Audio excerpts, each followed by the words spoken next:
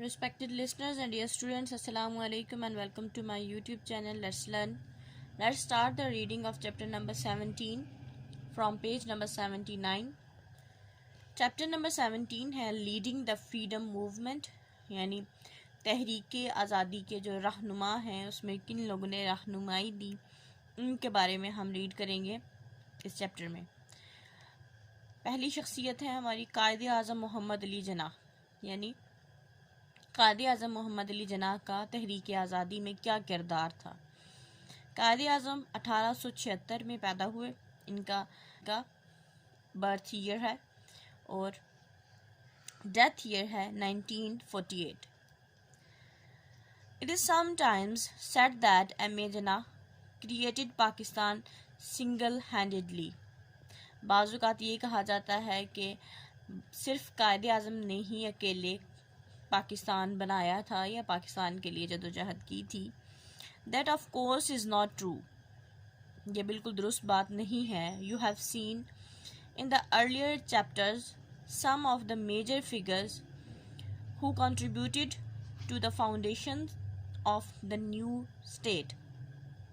यानी जो पहले चंद अबवाब हैं उनमें हमने जो अहम शख्सियात थी जिन्होंने इस रियासत की बुनियाद में अपना हिस्सा डाला है, उनके बारे में हमने पढ़ा है।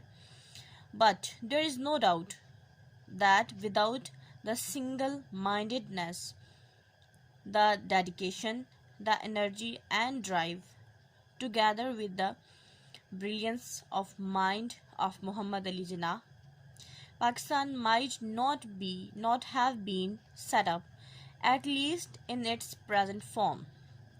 लेकिन इस बात में हरगिज़ कोई शक नहीं है कि यक नज़रिया होने के बायस, उनकी लगन के बायस, लोगों को साथ लेके तहरीक को साथ लेके चलने की तवानाई के बायस और उनकी जो बहुत काबिल ज़हनी सलाहियत और फ़िक्रमंदी की वजह से उनकी कायद आज़म मोहम्मद अली जिन्ना की इस काबिल हुए हम कि पाकिस्तान जो आज अपनी जिस हालत में मौजूद है इसको हासिल करने के काबिल हम हुए। It is in recognition of Jinnah's brilliant and sincere leadership that the Muslims of the subcontinent hailed him as Qaid Azam, the great leader. ये कायद आज़म मोहम्मद अली जिन्ना की सलाहियतों का और मुखलिसाना जो रहनुमाई है उसका इतराफ़ था कि जो बरसगीर के मुसलमान हैं उन्होंने उनको कायद आज़म का खिताब दिया, कायद आज़म के तौर पे जाना, जिसका मतलब ये है एक अजीम रहनुमा। The Qaid was born into a prosperous merchant family in Karachi. कायद आज़म एक ताजरों के एक खुशहाल घराने में कराची में पैदा हुए। He went to school in Karachi. वो कराची में ही स्कूल गए। And when he was 16, और जब वो 16 साल के हुए, an English friend of the family advised that he be sent to London to learn more about the family business. तो उनके जो एक गोरे दोस्त थे उनके ख़ानदान के, उन्होंने ये मशवरा दिया कि कायद आज़म को लंदन भेजना चाहिए ताकि वो अपने जो ख़ानदानी कारोबार है उसके बारे में मज़ीद जान सकें। But the young Jinnah was determined to be a liar. लेकिन जो नौजवान का जिन्ना थे वो ये चाहते थे कि वो वकील बनने के लिए पुरअज़्म थे। And in 1892 he started to study law in London. और 1892 में उन्होंने लंदन में कानून को पढ़ना स्टार्ट किया, कानून की पढ़ाई स्टार्ट की।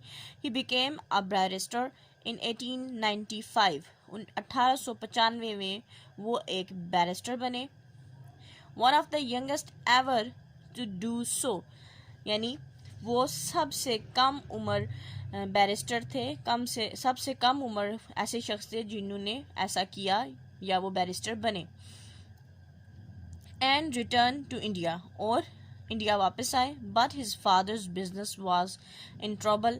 لیکن ان کے والد کا جو کاروبار تھا وہ مشکلات کا شکار تھا. So Jinnah had to make his own way in life. تو جناح کو اپنی زندگی گزارنے کے لیے اپنا کام خود سے کرنا پڑا تاکہ وہ اپنی زندگی خود سے بنا سکیں. ہی بگن a law practice in Bombay. انہوں نے بمبئی میں قانون کی پریکٹس سٹارٹ کر دی, یعنی ایز اے لائر انہوں نے کام سٹارٹ کر دیا.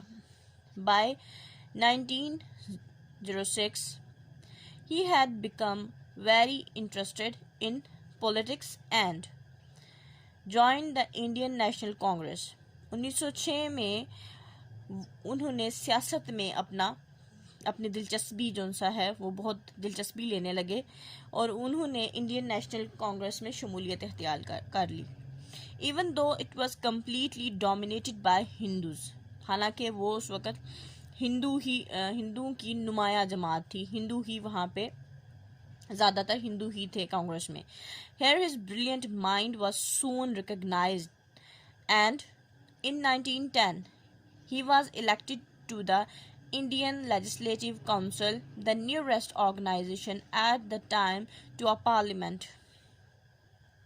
اور پھر یہاں پہ جب انہوں نے شمولیت اختیار کی تو ان کا جو ایک انتہائی ذہین جو دماغ وہ رکھتے تھے اس کے بعد انہوں نے فوراً اس چیز کو پہچان لیا کہ یہ ہندو ڈومینیٹڈ پارٹی ہے. اس وجہ سے اب 1910 میں وہ انڈین جو لیجسلیٹو کونسل تھی, انڈین مقننہ تھی, جو اس میں ایک ممبر کے طور پہ سلیکٹ ہوئے, جو کہ آج کا جو پارلیمنٹ ہے اس کے قریب ترین ہی اس کا رتبہ تھا, یعنی اس کا کام بھی قانون سازی ہی تھا. In 1913 he joined the Muslim League, a group which had been started in 1906 to look after the interests of Muslims. 1913 میں انہوں نے مسلم لیگ میں شمولیت اختیار کی. ایک ایسا گروہ تھا, یہ ایک ایسا گروپ تھا جو کہ 1906 میں اس کی شروعات کی گئی تاکہ جو مسلمانوں کے جو مسائل ہیں, ان کی جو دلچسپیاں ہیں, یہ جماعت ان کے بارے میں بات کر سکے. As the Indian National Congress did for Hindus. جیسے کہ جو انڈین نیشنل کانگریس تھی وہ ہندوؤں کے لیے کرتی تھی, یعنی وہ صرف ہندوؤں کی بات کرتی تھی. تو اس چیز کو ریئلائز کرتے ہوئے پھر مسلمانوں نے ایک اپنی جماعت 1906 میں بنائی جسے مسلم لیگ کا نام دیا گیا. Here again his outstanding abilities were recognized and he was made president in 1916.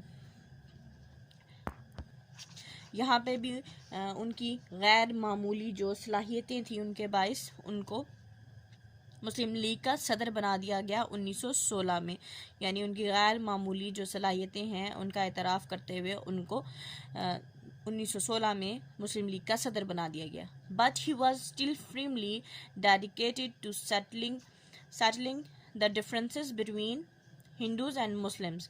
لیکن ابھی بھی وہ اس چیز کے لیے اپنی کوششیں وقف کیے ہوئے تھے کہ ہندو اور مسلمانوں کے بیچ میں جو بھی فرق ہیں, جو بھی مسئلے مسائل ہیں, ان کو کسی طرح سے ان کو سیٹل ڈاؤن کیا جائے, ان کو کسی طرح سے سلجھایا جا سکے.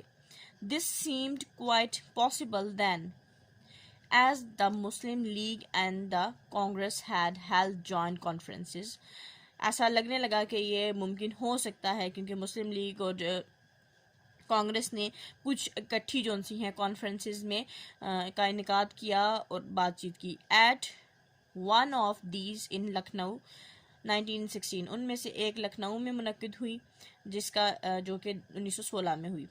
The two sides signed an agreement that when independence did come, as everyone knew that sooner or later it would, Hindus and Muslims would have separate electoral lists.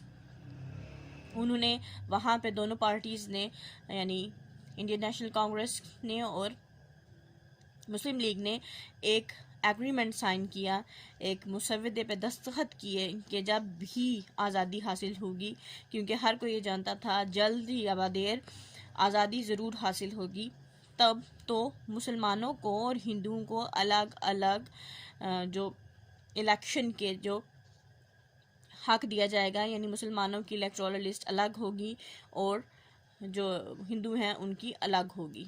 That is, Muslims would vote for Muslim candidates in any assembly. یعنی اس کا مطلب یہ تھا کہ مسلمان صرف جو مسلمان کینڈیڈیٹ ہوگا، یعنی مسلمان صرف مسلمان امیدوار کو ہی ووٹ دیں گے. The British had already agreed to this 6 years earlier. جو برطانوی لوگ تھے انہوں نے پہلے اس بات کو تسلیم کر لیا تھا 6 سال پہلے. But the Congress refused to recognize it until then. لیکن کانگریس اس چیز کو ابھی تک ماننے سے انکار کر رہی تھی. By 1920, Gandhi had come to power within the Congress and insisted that the Hindus as the majority people should lead and form the government. Gandhi پھر کانگریس میں پاور میں آیا، یعنی گاندھی کو صدر بنا دیا گیا. تو گاندھی جب آیا تو اس نے اس بات پہ زور دینا شروع کیا کہ ہندو جون سے ہیں، کیونکہ اکثریت میں ہیں، زیادہ ہیں، اس لیے ہندو ہی جون سا ہے وہ حکومت بنائیں گے اور ہندو ہی اس حکومت کو لے کے آگے چلیں گے. They were terrible communal rights, even though Gandhi said that he deplored any violence. اس کے بعد خوفناک سامراجی فسادات شروع ہو گئے، حالانکہ جو گاندھی ہے اس نے یہ کہا تھا کہ وہ کسی بھی قسم کے جو فساد ہے، جو جھگڑا ہے یا کوئی بھی ناانصافی ہے وہ نہیں چاہتا. Disappointed at the way the politics were going, Jinnah resigned from both the Congress and the Muslim League, though he still struggled to find a way to unite the two sides. Quaid Azam ہندوؤں کے اس مکروہ رویے سے ناراض ہو کے، کیونکہ ان کو یہ رویہ ناگوار گزرا، ناراض ہو کے وہ اس کانگریس اور مسلم لیگ دونوں سے استعفیٰ دے کے، لیکن انہوں نے پھر بھی یہ کوشش جاری رکھی کہ دونوں اطراف کو کسی نہ کسی طرح سے متحد کیا جا سکے. In 1929 he issued his famous 14 points. 1929 میں انہوں نے اپنے مشہور 14 نکات پیش کیے. The most important of which are these. ان میں سے جو بہت اہم تھے وہ کچھ یہ ہیں.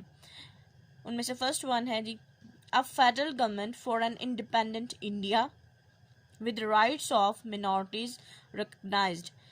یعنی ایک وفاقی حکومت ہوگی ایک خود مختار انڈیا میں، اور اس میں جو بھی اقلیتیں ہوں گی ان کے حقوق کا تحفظ کیا جائے گا. سیکنڈ ہے 1/3 of seats in any central legislature to be reserved for Muslims. یعنی کوئی بھی جون سا ہے قانون سازی کی کوئی بھی اسمبلی ہوگی اس میں مسلمانوں کی 1/3 جو سیٹس ہیں وہ مختص ہوں گی. Muslim Sindh to be separate from Bombay province. جو جس علاقے میں سندھ کے جس علاقے میں مسلمانوں کی اکثریت ہے اس کو بمبئی جو کہ اس وقت صوبہ تھا اس سے علیحدہ کر دیا جائے گا. نیکسٹ ہے major reforms in NWFP.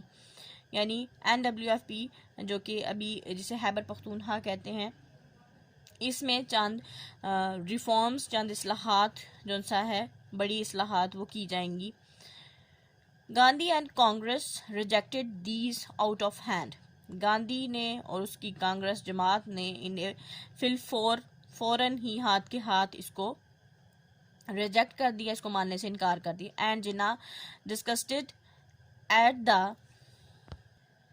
deviousness of the Hindu politicians left India 1830 to practice law in London.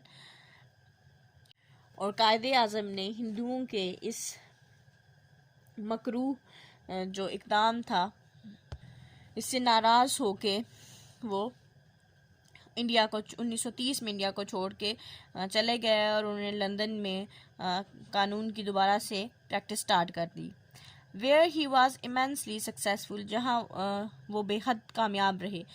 while there he attended the round table conferences of 1931 and 1932. جہاں انہوں نے 1931 اور 1932 کی جو گول میز کانفرنسز تھی ان میں شامل ہوئے یہ. اس کو یہاں اسٹاپ کریں گے. وش بیسٹ آف لک اینڈ اللہ حافظ.